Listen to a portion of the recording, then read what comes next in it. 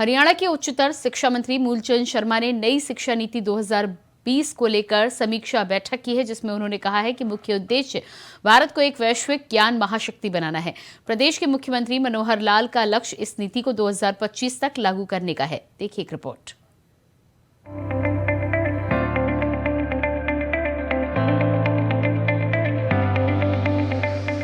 भारत को विश्व गुरु बनाने के लिए जरूरी है कि भारत के लोगों को शिक्षित किया जा सके।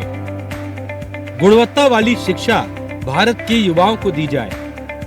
इसी कड़ी में मोदी सरकार ने शिक्षा नीति में बड़ा बदलाव किया था और नई शिक्षा नीति 2020 को लागू किया था, जिस पर काम शुरू हो चुका है। इस नीति को हरियाणा में पूरी तरीके से लागू करने के लिए मनोहर लाल सरकार ने 2025 का लक्ष्य रखा है। लक्ष्य को पूरा करने के लिए चंडीगढ़ में उच्चतर शिक्षा मंत्री मूलचंद शर्मा ने शिक्षा नीति 2020 पर राज्य स्तरीय क्रियान्वयन समिति की बैठक ली। इस दौरान उन्होंने कार्यक्रम को संबोधित करते हुए कहा कि नई शिक्षा नीति 2020 का मुख्य उद्देश्य भारत को एक वैश्विक ज्ञान महाशक्ति बनाना है। उन्होंने कहा कि प्रदेश के मुख्यमंत्री मनोहर लाल का लक्ष्य इस नीति को 2025 तक लागू करने का है।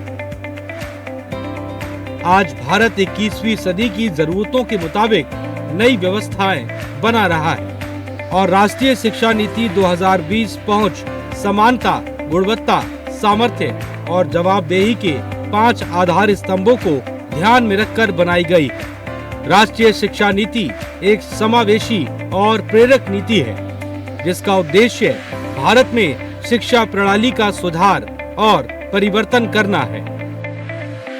आदरणीय देश के प्रधानमंत्री नरेंद्र मोदी जी के नेतृत्व में युवा की जो राष्ट्रीय शिक्षा नीति है 2020 में जिसकी शुरुआत हुई थी और मीटिंग के तहत आज 2023 में हमारी पहली शिक्षा नीति की मीटिंग हुई है और हम चाहते हैं कि प्रदेश के मुख्यमंत्री माननीय मनोहर लाल जी चाहते हैं कि 2025 तक नई शिक्षा नीति पूरे प्रदेश में लागू हो और चाहे यूनिवर्सिटीज हो,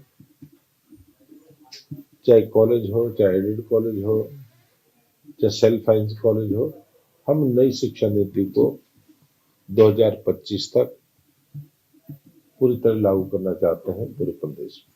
और नई शिक्षा नीति से आने वाले समय में आने वाली पीढ़ी को सबसे को लाभ मिलेगा कि नई शिक्षा नीति से जो आने वाले समय रोजगार खुलेंगे, कारोबार खुलेंगे और रोजगार पैदा करने वाला बनेगा। इस नई शिक्षा नीति के आने वाले परिणाम जो होंगे देश के प्रदेश के हित में। अभी पिछली महीने मीटिंग हुई थी प्रदेश के माननीय मनोहर लाल जी मुख्यमंत्री जी के नेतृत्व में, जहां पे बिल्डिंगें कम है उनको पूरा करेंगे, जहां स्टाफ की कमी उसको पूरा करेंगे, HKRN से भर्ती करेंगे, जहां है स्टाफ उससे काम लेंगे।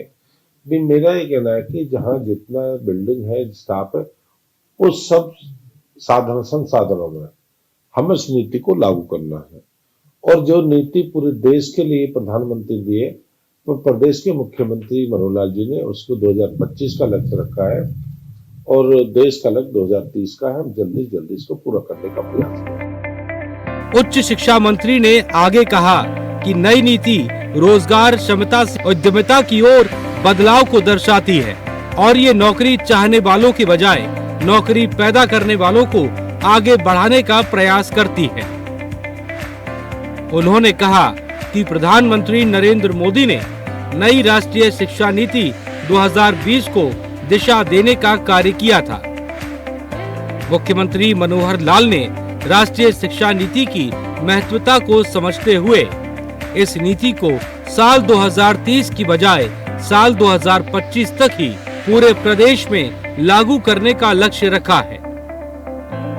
स्नातक शिक्षा में artificial intelligence, 3D machine, data विश्लेषण, जैव प्रौद्योगिकी आदि क्षेत्रों के समावेशन से अत्याधुनिक क्षेत्रों में भी कुशल पेशेवर तैयार होंगे।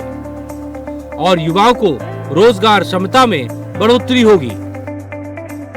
नहीं, मेरा ये कहना है कि जो नई शिक्षा जो नीति बनी है, नई शिक्षा नीति में हमें रोजगार देने मांगने वाला नहीं मिलना। पूर्व में तो बाबू पैदा हुआ करते थे, बाबुओं से काम बाबू। आज हमें रोजगार देने वाला बनाना है कि व्यक्ति नौकरी की तरफ नहीं भागे, नौकरी देने वाला बने। इस तरह के कोर्स, इस तरह की शिक्षा नीति हम पूरे देश में लागू करेंगे, जिससे आदमी के शिक्षा तो है पर गुना नहीं है। व्यक्ति पढ़ा तो होता, प्रैक्टिकल नहीं है।